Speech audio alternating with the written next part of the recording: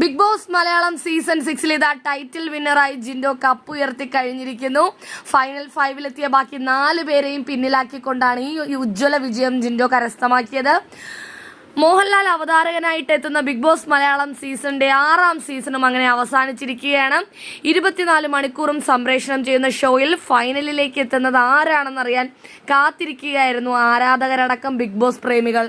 ഒടുവിൽ ജിൻഡോ, അർജുൻ, ജാസ്മിൻ, അഭിഷേക്, ഋഷി എന്നിവരാണ് അവസാന ഘട്ടത്തിലെ 5 മത്സരാർത്ഥികളായി എത്തിയത്.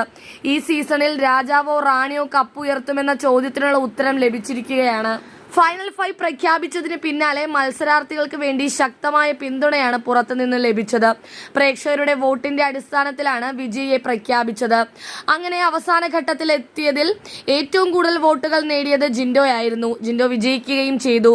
2ാം സ്ഥാനം അർജുന്, 3ാം സ്ഥാനം ജാസ്മിന്, 4ാം സ്ഥാനം അഭിഷേകിനും 5ാം സ്ഥാനമാണ് ഋഷിക്ക് ലഭിച്ചത്.